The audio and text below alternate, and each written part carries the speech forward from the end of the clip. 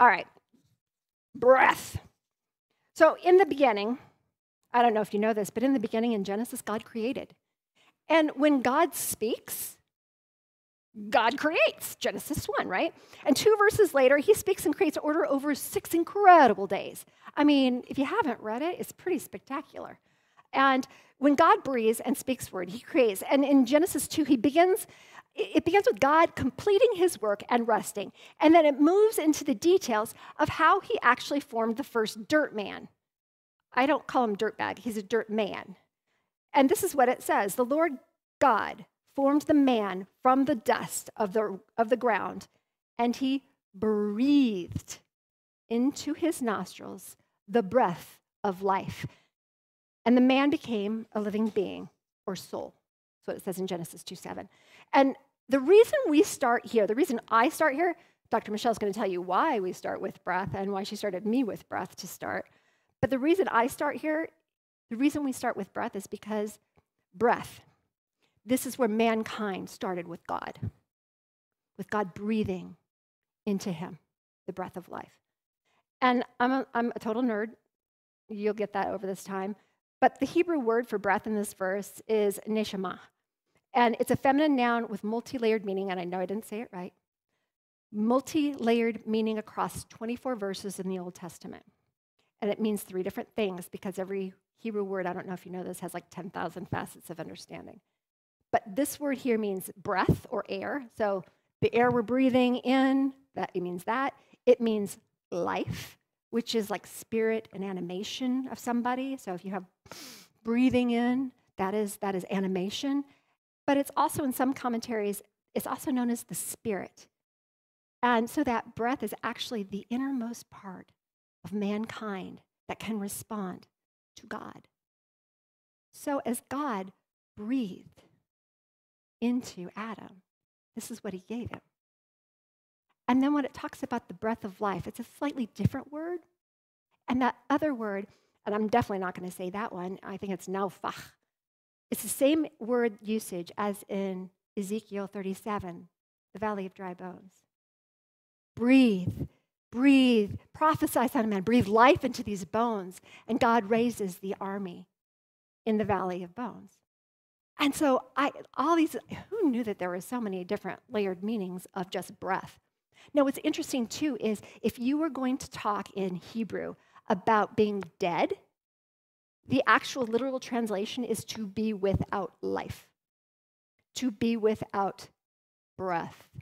When it says that he lost his breath or his breath was taken away, that means he's dead. And so it's just so interesting. Again, all these different things, so many layers. And I'm going to ask a quick question. What's the first thing a healthy baby does when the baby's born? Cries. But what do you have to do in order to cry? You hear the big, huge gasp, right? And then you let loose. My son, Julian, if he could have had like the perfect score on the APGAR, that kid like screamed bloody murder when he came out. I did not know babies could cry that loud. And all of the nurses were like, oh, wow, he's just a bouncing baby boy. I'm like, yeah, tell me about it. In later years, that was quite prophetic. I'm curious, but with Kara, when you are scared or you're frightened, what do you do? What does your body do?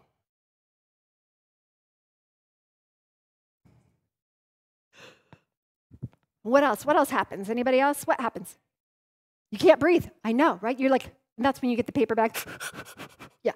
Okay. So my heart rate goes up. That's all your brain saying, okay, fight or flight. You got to get out of here. You're either going to die or you're going to live this day. What's it going to be? And so sometimes I just look like a deer in headlights. And so online, I don't know what you guys do, but put in the comments in there. What do you do when you get scared or when you get excited? Bob, we were dancing this morning, all the single ladies.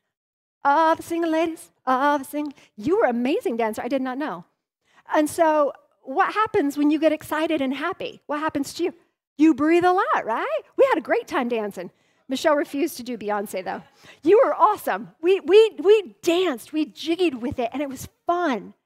But my heart rate got up, and my breathing got up, and it was great. That's a good kind of excitement, right? Breath is really important. And you just consider how your breath can vary. Like athletes. Any athletes in here? Anybody play sports or anything like that? Go for a walk, do your yoga?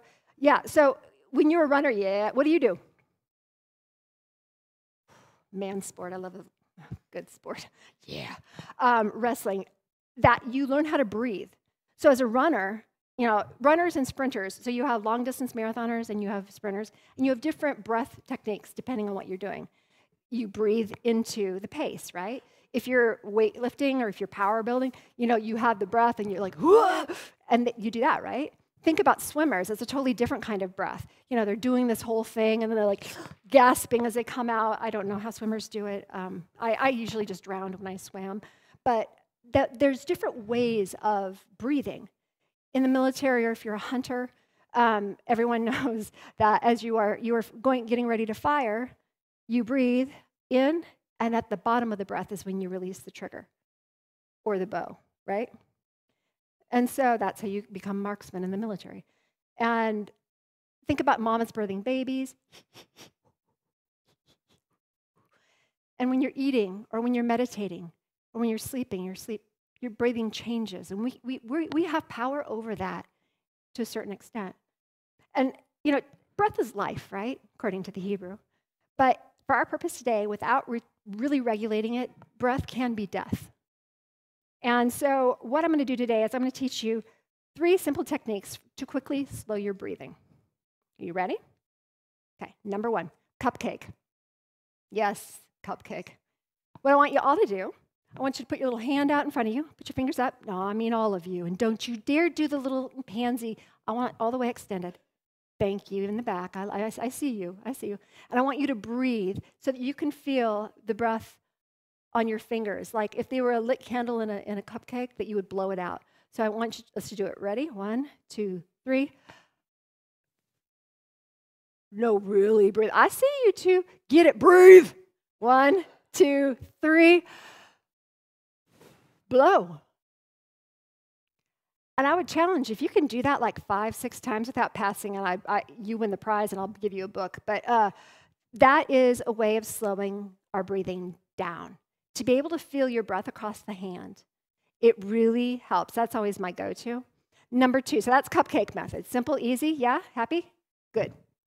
Number 2, I call it square hand breathing, or QR code breathing. And I'm gonna do it with my glasses because I do it with my hand, it doesn't work as well.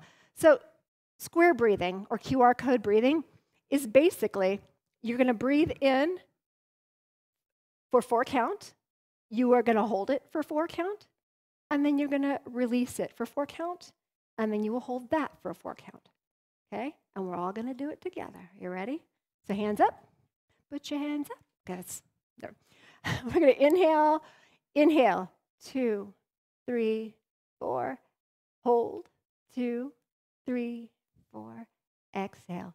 2, 3, 4. Hold.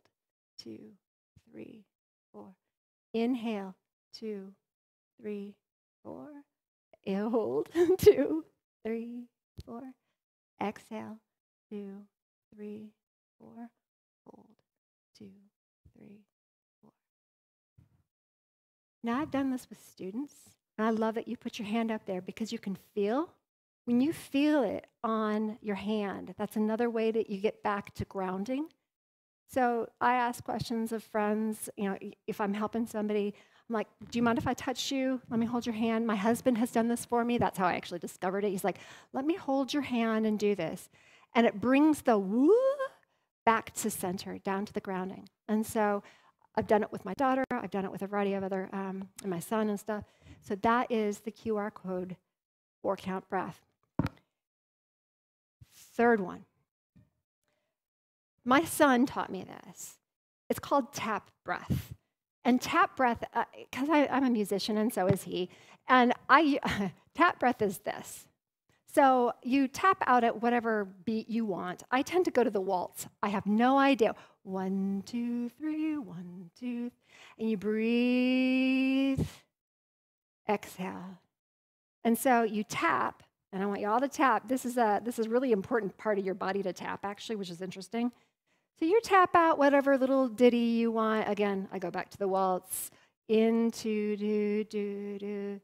Exhale. 1, 2, 3. inhale, 2, 2, 3, exhale, 2, 2, 3.